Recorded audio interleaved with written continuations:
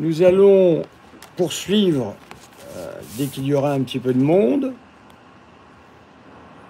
nous allons poursuivre notre commentaire selon le Concile de Trente des commandements.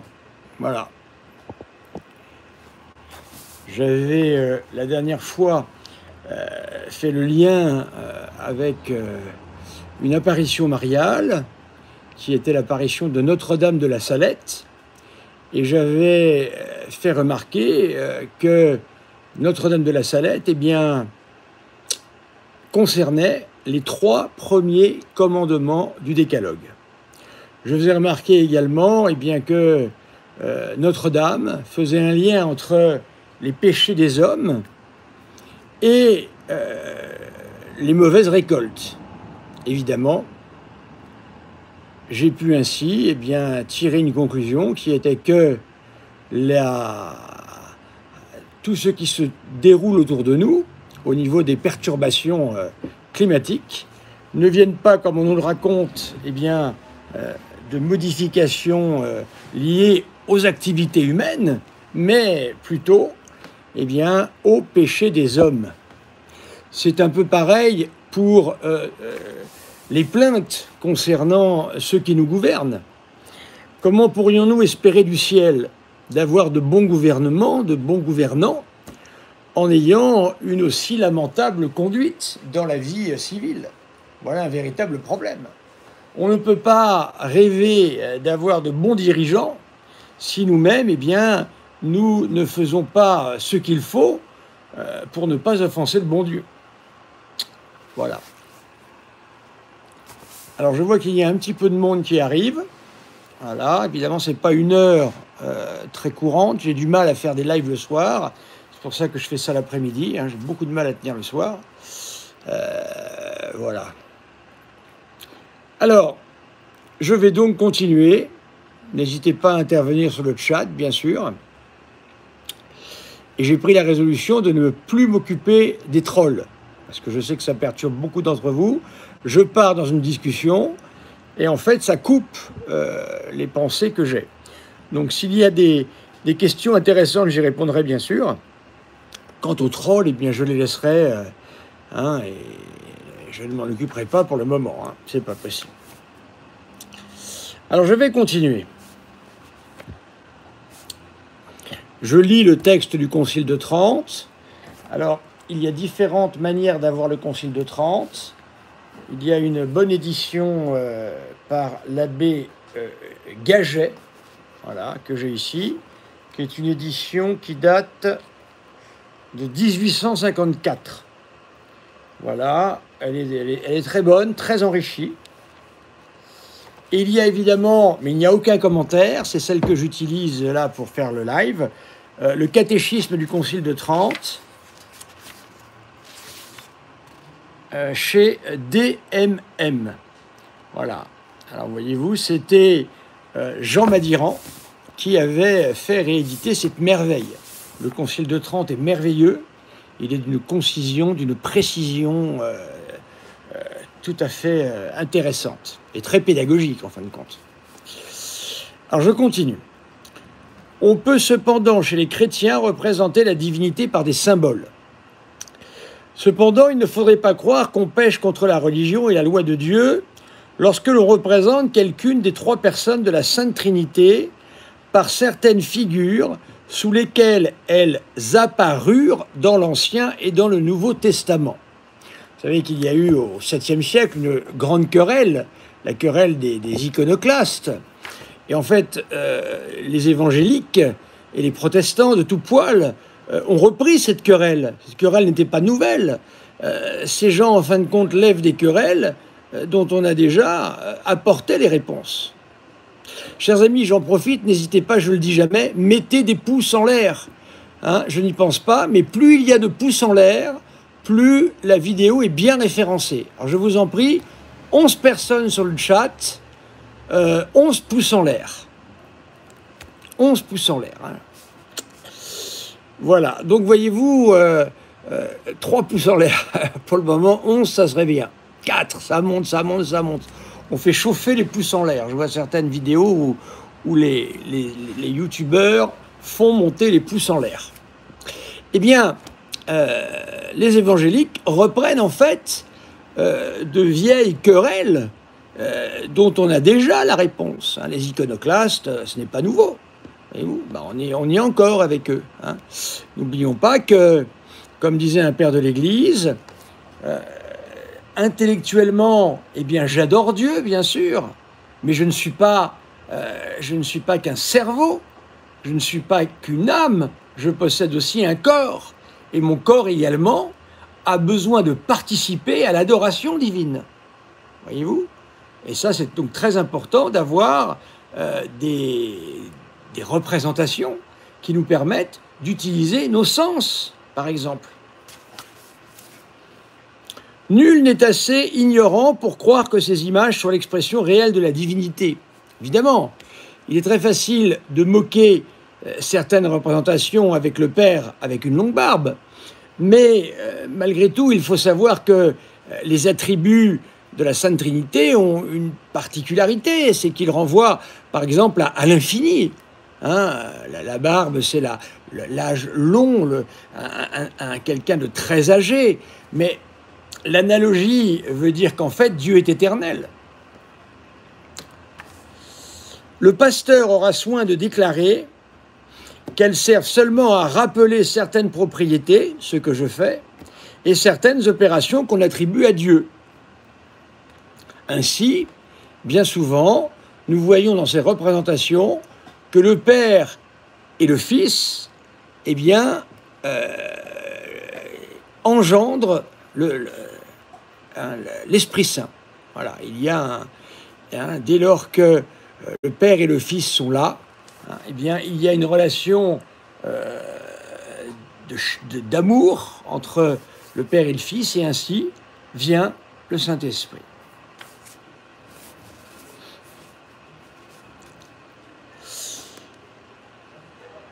Alors, c'est ainsi que le prophète Daniel le dépeint comme un vieillard. Il l'appelle l'ancien des jours, assis sur un trône avec des livres ouverts devant lui. Les livres ouverts devant lui, c'est bien évident, c'est son omniscience. C'est dire que Dieu connaît tout. Voilà, un attribut divin qui est rappelé simplement par cet accessoire qui est le livre. Il voulait par là nous représenter son éternité, cette sagesse infinie qui considère toutes les pensées et toutes les actions des hommes pour les juger.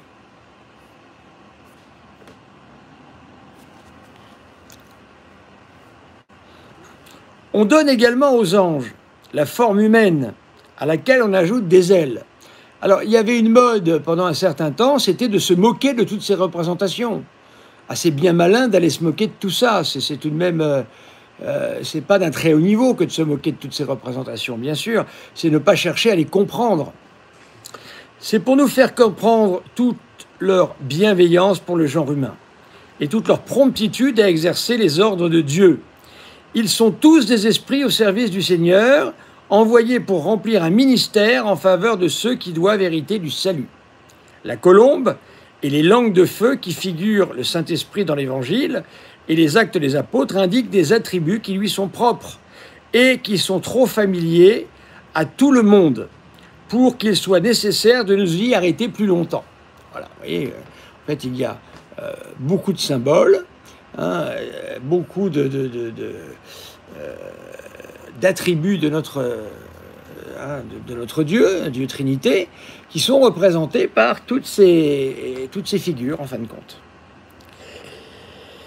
Alors, les images de notre Seigneur Jésus-Christ et de la Sainte Vierge sont permises, elles aussi. En ce qui regarde notre Seigneur Jésus-Christ, sa très sainte et très chaste mère, et tous les autres saints, comme ils ont été revêtus de la nature humaine, non seulement il n'est pas défendu par ce commandement de représenter et d'honorer leur image, je vous rappelle que dès lors que vous vous retrouverez face à un évangélique, il vous attaquera là-dessus. Et oui, il vous dira que vous êtes en train de commettre un blasphème très grave en ne respectant pas ce premier commandement. qui nous interdit normalement de faire eh bien, des représentations de la vie du ciel ici-bas sur terre. Eh bien là, vous avez la réponse, elle est simple. La Vierge Marie, notre Seigneur Jésus-Christ ont participé à la vie terrestre. Ils se sont donnés à voir. Dès lors, on peut les représenter, bien sûr. Il n'y a pas de problème. Si eux-mêmes, si notre Seigneur Jésus-Christ n'avait pas voulu que nous représentions la divinité, il ne se serait bien sûr pas incarné. Il aurait sans doute choisi un autre moyen, plus comment dire, plus invisible. Voilà. Donc, voyez-vous, les évangéliques, en insistant là-dessus, se croient toujours supérieurs à Dieu, meilleurs que Dieu. Comme si Dieu n'avait pas le droit eh bien, de s'incarner, et comme si nous n'avions pas le droit, nous, de le représenter. Entre le Dieu de Jésus-Christ, présent, vivant au milieu des hommes, et le Dieu du Sinaï, il y a toute une religion qui est passée par-dessus. Et c'est le même Dieu. Donc, au contraire, ces actes ont toujours eu un caractère de piété sincère et de vive reconnaissance. Ainsi, aussi bien les monuments des temps apostoliques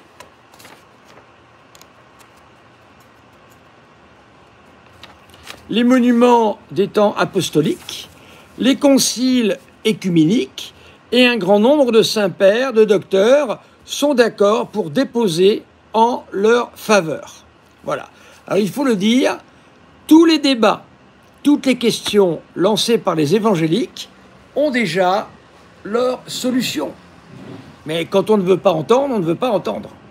Alors je vous le dis parce que les catholiques, bien souvent, surtout à l'heure actuelle, n'étant pas formés à l'apologétique, eh bien, ont du mal à répondre.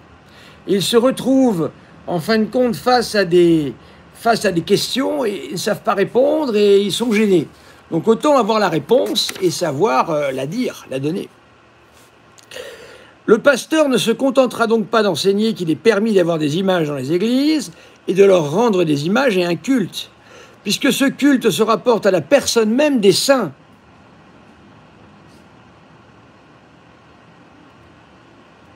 Mais il établira encore les grands avantages que cette pratique a procurés aux fidèles jusqu'à ce jour, comme on le voit dans le livre de Saint Jean Damascène, qui a pour titre du culte des images. Voilà un nom à retenir. Saint Jean Damascène du culte des images. L'évangélique, généralement, vous dira « Ah ben oui, mais nous, on ne s'intéresse pas au docteur de l'Église. » Alors, il faut lui demander à ce moment-là, « Mon cher ami, expliquez-nous à partir de quand l'Église catholique donne... Enfin, l'Église du Seigneur, l'Église catholique, c'est la même chose, nous donne le bon enseignement. À partir de quand ça s'arrête ?» Et là, évidemment, il sera coincé, il ne saura pas le dire. Parce que que va-t-il dire à la mort du dernier apôtre? Que va-t-il dire précisément? Voyez-vous, pourquoi à la mort du dernier apôtre, l'Église devient infidèle? On ne comprend pas. Voilà une vraie question. N'oublions pas qu'à travers les siècles, combien d'âmes simples, quand je dis âmes simples, ce n'est pas du tout péjoratif. Âme simple, ça peut être Sainte Thérèse Sainte Bernadette Soubirous. C'était une âme simple. Elle avait du mal avec tout ce qui était écrit. À l'époque, en France en particulier, il y avait les patois, ce qui empêchait d'avoir un caractère, d'avoir accès à la lecture aussi facilement que on l'aura eu bien plus tard. Donc, les vitraux ont eu dans le peuple catholique eh bien, un effet formidable. Chaque fois que, d'ailleurs, c'est pour moi un conseil que je vous donne, lisez des vies de saints régulièrement. Vous verrez que lorsque vous lisez une vie de saint, vous vous sentirez réagargailli, c'est-à-dire vous vous sentirez bien et vous sentirez que votre foi se relève. Il n'y a rien de tel que la vie des saints. Et c'est pour ça que dans les cathédrales, eh bien, on représentait à travers les vitraux, la vie des saints auxquels la cathédrale ou l'église était dévouée, était dédiée.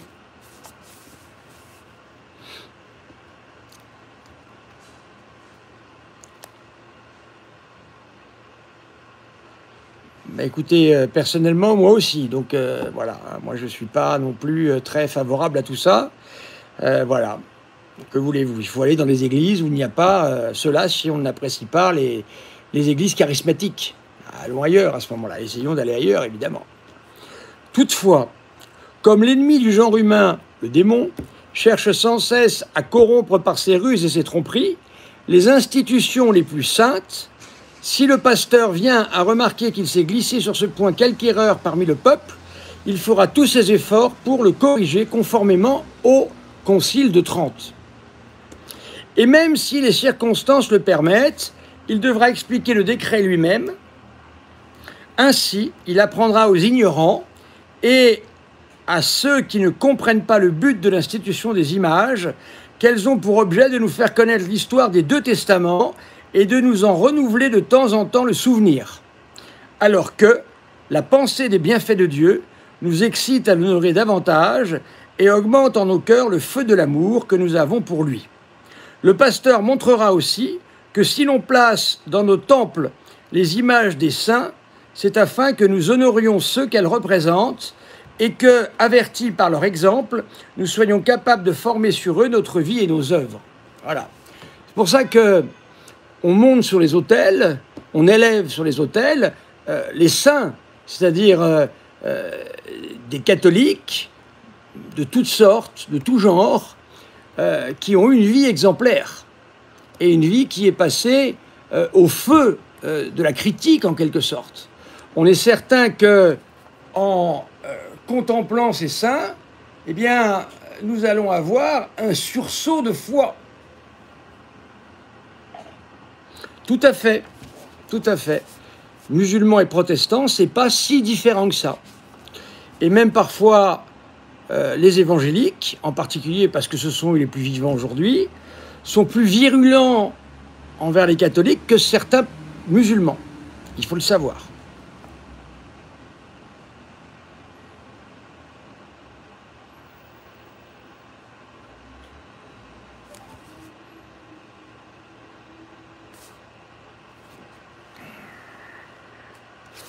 Alors, voyons maintenant ce que l'on appelle les motifs d'observer la loi.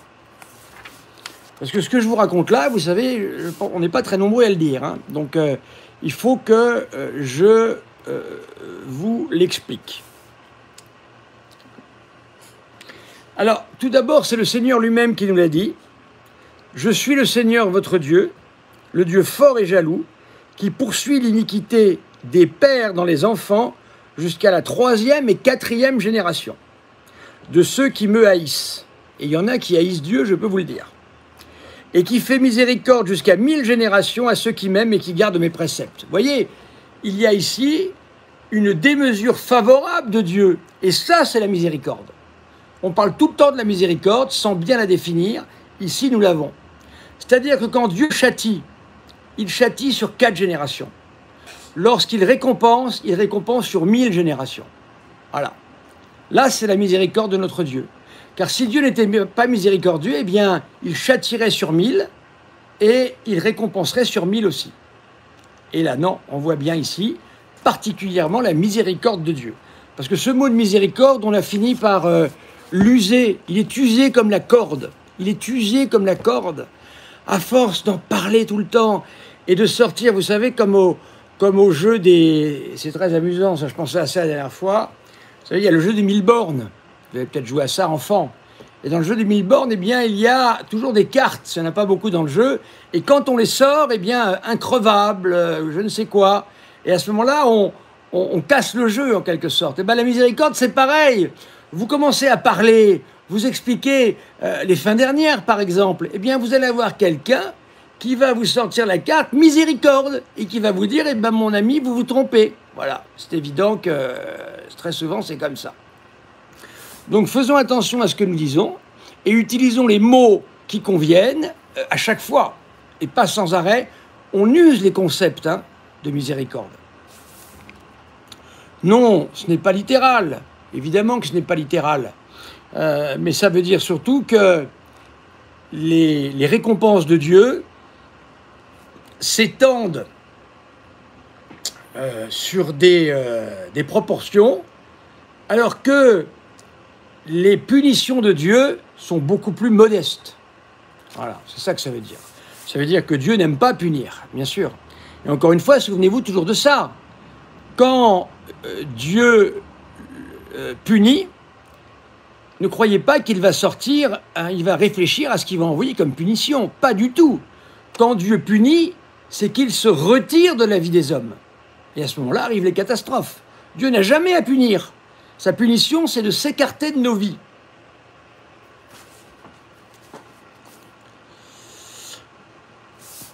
Alors, il y a deux choses dans cette dernière partie du premier commandement qui demandent à être expliquées avec grand soin.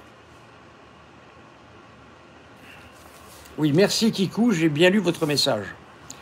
La première, c'est que la menace, ici, accompagne très justement le précepte, parce que la violation de ce premier commandement est le plus grand de tous les crimes, et que les hommes sont très portés à le commettre.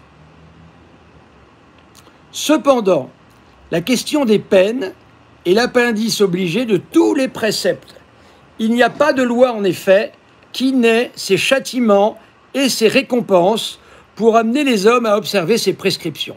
Alors, ce que je vous dis là, chers amis, c'est la foi catholique, mais les catholiques actuels, attention, même si c'est vrai que les catholiques tradis vont peut-être plus facilement l'accepter, mais la maladie est présente partout. Je l'ai vu, moi, dans tous les... aussi bien chez les tradis que les pas tradis, c'est partout pareil. C'est-à-dire que on a tellement transformé les hommes actuels en midinettes avec des cœurs énormes, voyez-vous, en bisounours, si vous préférez, c'est peut-être plus simple de parler comme ça, qu'en fait, ils n'acceptent plus aucune notion de châtiment. Le châtiment chez eux n'est pas recevable. Allez, vous en rencontrez plein comme ça. Et c'est ce qui me vaut le plus d'ennui. Parce que, comme je parle librement, sans retenir ma parole, et que je dis les affaires catholiques telles qu'elles sont, beaucoup sont choqués. Mais ils ne sont pas choqués par ce que je dis, ils sont choqués en fait par le fait qu'ils n'acceptent pas que Dieu puisse punir. C'est pas possible. Eh bien ici, l'auteur du catéchisme du Concile de Trente nous montre bien ce qu'il faut comprendre.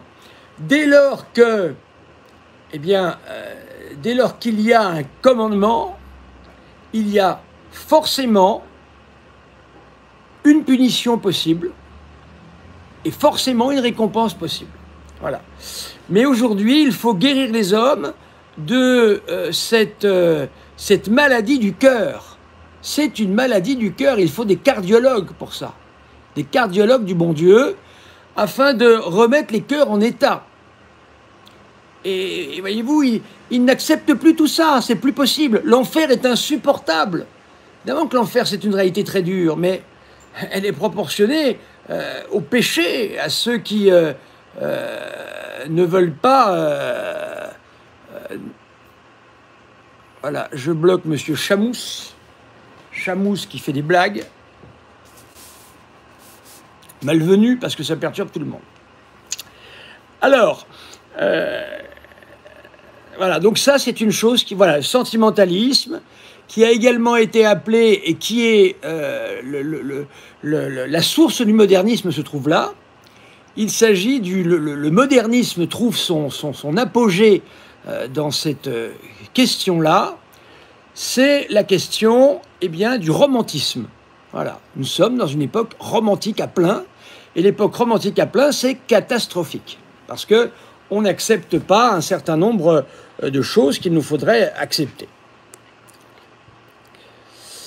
Alors, mais malheureusement, ou heureusement plutôt, ils ont la Sainte Écriture contre eux, et la tradition contre eux. Puisque si vous lisez la Sainte Écriture, et si vous lisez les pères de l'Église, et les saints, vous trouverez ce que je vous dis moi. Rien d'autre. Alors ceux qui n'arrêtent pas avec la fameuse phrase du curé d'Ars, c'est très amusant ça. Si j'avais su que le curé d'Ars se retrouverait, eh bien, catalogué maintenant à une affaire de miséricorde, vous savez, entre le pont et l'eau. On ne connaît plus que ça du curé d'Ars maintenant. C'est terrible. Quand on lit les sermons du curé d'Ars qui sont terribles, c'est terrible. Le pauvre curé d'Ars, pauvre curé d'Ars. Voilà comment on fait sa religion à sa guise. Voilà. Voyez-vous, dans les débats avec Monsieur Dumouche, sans arrêt, le curé d'Ars était présent. Tout le temps, tout le temps. Voilà. La seule chose qu'on garde de ce pauvre curé d'Ars, malheureusement. Oui, portez le scapulaire, vous avez bien raison, Marilou. Le plus il y aura de scapulaire, le plus la Vierge Marie sera en plus dans nos vies. Voilà pourquoi on rencontre, je continue, si souvent dans l'Écriture sainte, tant de promesses de la part de Dieu. Et sans nous arrêter aux témoignages presque innombrables que nous trouverions dans l'Ancien Testament, méditons ceux de l'Évangile. Alors là, nous en avons un qui est intéressant. C'est en Matthieu 19, 17. Si vous voulez entrer dans la vie, j'ai fait une vidéo là-dessus, Homéopathics. Si vous voulez entrer dans la vie, observez les commandements. Ça, c'est le Nouveau Testament, c'est l'Évangile. Je répète, si vous voulez entrer dans la vie, eh bien, observez les commandements. Il n'est pas dit, si vous voulez entrer dans la vie, ayez confiance dans la miséricorde de Dieu, ça n'existe pas dans la Sainte Écriture, ça. Vous ne le trouverez pas. C'est bizarre, hein? Ou alors ailleurs, alors ça c'est en Matthieu aussi 7, 21, celui-là entrera dans le royaume des cieux qui fait la volonté de mon Père qui est dans le ciel. Alors sachez que je remarque aussi que les gens qui viennent dans l'Église, qui sont d'une autre religion, hein, les musulmans par exemple, eh bien attendent de nous une doctrine sérieuse, pas n'importe quoi. Il faut bien faire attention à ça aussi. Vous pouvez trouver une vidéo que j'ai faite sur le scapulaire, Marilou. Je l'ai faite. S'il faut en refaire une, j'en ferai une. Mais j'ai fait une vidéo là-dessus. Vous la trouverez peut-être sur ma page, mon compte Facebook. Ailleurs, celui-là entrera, ça je l'ai dit, tout arbre qui ne porte pas de bons fruits sera coupé et jeté aux cieux. Au feu, pardon. Il serait bon pour un monsieur Dumouche, par exemple, de faire le commentaire de tous ces passages. Et il en a beaucoup de mal. Ou il vous fera un truc tordu. Quiconque se fâchera... alors, si vous ne pardonnez point les péchés d'autrui, votre Père ne vous pardonnera point les vôtres. Voilà. C'est pour ça qu'il faut être toujours prêt à pardonner. Très important. La seconde chose, c'est qu'il faut expliquer ces paroles d'une manière bien différente à ceux qui sont parfaits et à ceux qui sont encore charnels. Alors, ceux qui sont parfaits, entendons-nous bien là-dessus. Voilà encore quelque chose qu'on ne vous dit jamais et qui est très important. Pour commencer à progresser dans notre vie catholique, il faut tout d'abord sortir du péché mortel. Tant que vous êtes enfoncé dans le péché mortel, vous ne pouvez pas commencer à être catholique. C'est pas possible. C'est impossible. Alors, c'est ce que l'on appelle les parfaits. Les parfaits, ce sont ceux qui, eh bien, progressent dans leur vie catholique, avancent sur la route de sainteté. Si vous n'êtes pas en état de péché, si vous êtes en état de péché mortel, vous ne pouvez pas progresser. C'est pas possible. Il faut d'abord sortir de la boue. C'est pour ça que je suis très rétif à répondre aux questions sur les apparitions, les choses extraordinaires, tout ce que nous pouvons voir de ce type. Il y a des gens qui sont très attachés à ça. Et j'ai bien peur que ceux qui aiment le Padre Pio soient très attachés à tout ce qui est chez lui extraordinaire. Avec les miracles, voyez-vous? Parce que pendant qu'on s'occupe des miracles, on ne s'occupe pas de sortir de son état de péché mortel. Il faut vivre en état de grâce pour commencer à progresser. Sinon, on ne peut pas y arriver, c'est pas possible. Voilà. Donc c'est pour ça qu'ici, le catéchisme distingue bien les deux. C'est-à-dire que ceux qui sont... Oui, le surnaturalisme est une hérésie parfaitement. Ceux qui sont en état de grâce, c'est-à-dire qui n'ont aucun péché mortel sur la conscience. Je rappelle que j'ai fait une vidéo il n'y a pas longtemps, péché mortel, péché véniel, selon saint Thomas d'Aquin. C'est très important à lire ça. Ça vous permettra de voir quels sont les deux. Voilà, je suis très content. Emmanuel nous dit « Merci pour vos conseils, je les suis, je me sens plus fort. » D'autres gens m'ont dit ça. Voilà. Et ça, c'est important. Parce qu'il s'agit de votre salut. Il s'agit de votre rédemption. Et c'est pour ça que ce que je fais, ce que je dénonce, c'est pas pour aller chercher des histoires aux autres. C'est pour que vous puissiez comprendre véritablement quel est le chemin pour aller vers le bon Dieu.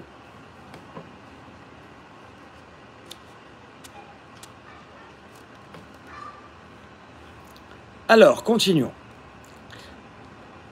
Alors, les hommes parfaits, ce sont ceux qui se laissent conduire par l'Esprit de Dieu et qui lui obéissent avec joie et empressement, reçoivent la menace de ses châtiments comme une nouvelle très agréable et comme une grande preuve de la bienveillance divine à leur égard. Bien sûr, combien ont manqué d'un père qui a été capable de les redresser? Bien sûr, combien aujourd'hui? Maintenant que nous sommes presque à 50 ans de mai 68, combien? Vous voyez, c'est important la figure paternelle, la figure du père qui, à la fois, nous encourage et à la fois, il sait punir quand il faut punir, avec justice, bien évidemment, bien sûr. Voilà. Mais pour comprendre ça, il faut être en état, eh bien, il faut au moins ne pas avoir de péché mortel sur la conscience. Ce n'est pas une preuve indiscutable du fait que on est en train de marcher dans une voie de sainteté, mais c'est déjà important. Si j'ai des péchés mortels sur la conscience, il faut absolument que j'en sorte. Péché mortel, c'est tout ce qui est de l'ordre des commandements. Si je commets l'adultère, je suis, voyez-vous, il y a un certain nombre de chances que je puisse être dans un état de péché mortel, si je vis dans le mensonge, s'il y a plein de choses comme ça. Alors ça, c'est très important, c'est pour ça aussi que je suis très, très exigeant en quelque sorte avec vous, en disant, si vous parlez, on ne le sait pas, je viens de le dire, on ne le sait pas si on est en péché mortel, parce qu'il y a des choses qui peuvent nous échapper. En tous les cas, il faut le vouloir à sortir du péché mortel. Voyez-vous, quand on parle mal au prêtre, c'est mauvais signe. C'est mauvais signe. Il faut aller il faut trouver une solution, Spruce, là, il faut trouver une solution. Il faut aller rencontrer un prêtre, présenter votre problème et trouver une solution. Il y a toujours des solutions, toujours. Après, il faut être capable, en étant de bonne disposition, à accepter les propositions qui vous seront faites. Ils y voient la sollicitude d'un père plein de tendresse, qui oblige en quelque sorte les hommes, tantôt par des récompenses, tantôt par des châtiments, à l'adorer et à le servir.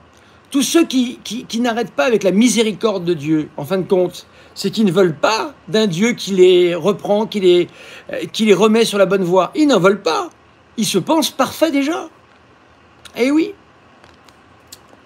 Ils reconnaissent dans ce commandement qu'il veut bien leur faire, en effet, de cette bonté infinie du Seigneur qui se sert de ses créatures pour procurer la gloire de son nom. Et non seulement ils reconnaissent en cela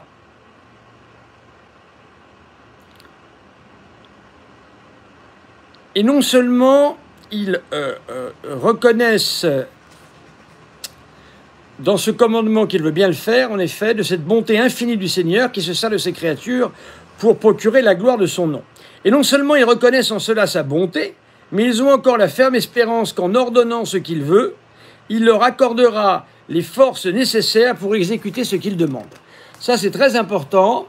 Souvenons-nous toujours que le bon Dieu, eh bien, ne nous tente, enfin, il ne tente pas Dieu, mais il ne nous laisse jamais dans une situation de tentation qui soit plus forte que la grâce qu'il nous donne pour y tenir. Les hommes charnels, au contraire, qui ne sont pas encore délivrés de l'esprit de servitude, ceux qui sont en état de péché mortel, et s'abstiennent de faire le mal, pourvus plutôt par la crainte des châtiments que par l'amour de la vertu, trouvent l'appendice dont nous parlons très dur et très sévère. Voilà, c'est ça. Alors tous ceux qui en fait veulent avoir une religion facile sont dans cette catégorie d'hommes charnels. Le pasteur ne manquera pas d'élever leur âme par de pieuses exhortations et de les conduire comme par la main à l'accomplissement de la loi. Au surplus, toutes les lois qu'il aura l'occasion d'expliquer, quelques préceptes, il devra tenir compte de ces observations.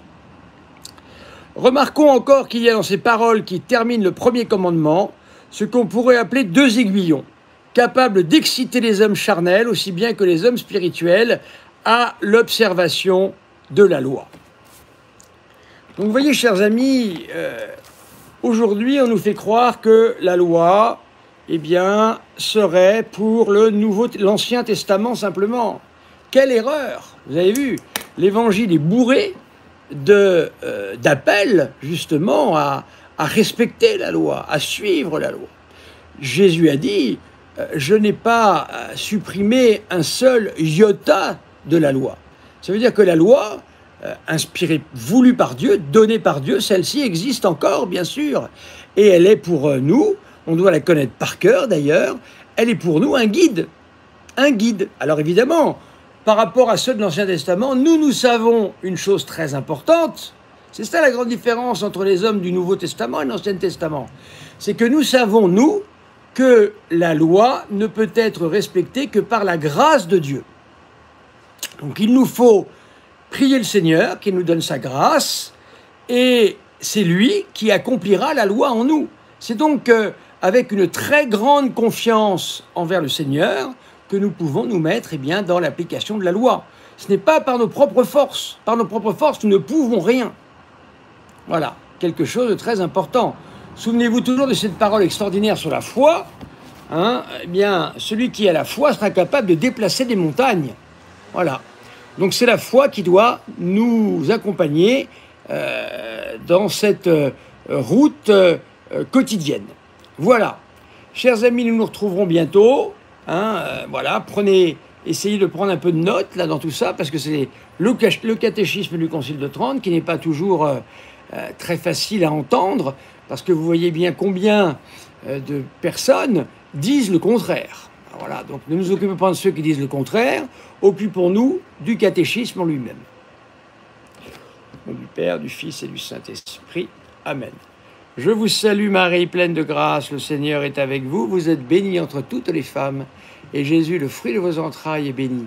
Sainte Marie, Mère de Dieu, priez pour nous pauvres pécheurs, maintenant et à l'heure de notre mort. Amen. Et que le Seigneur vous bénisse et vous conduise à avancer sur cette belle route que le Seigneur ouvre devant nous. Le Père, le Fils et le Saint-Esprit. Voilà, que ça puisse vous encourager et que le bon Dieu, et la Vierge Marie vous accompagne sur cette route, car c'est la route la plus importante. Oubliez les miracles, oubliez les choses extraordinaires. Ce qui compte, c'est notre vie quotidienne et qui n'est pas les miracles et tout ça, c'est bien, mais ça peut également nous détourner de notre vie quotidienne. Voilà, donc vous voyez, il faut toujours faire attention. Merci, chers amis, pour votre attention. À bientôt.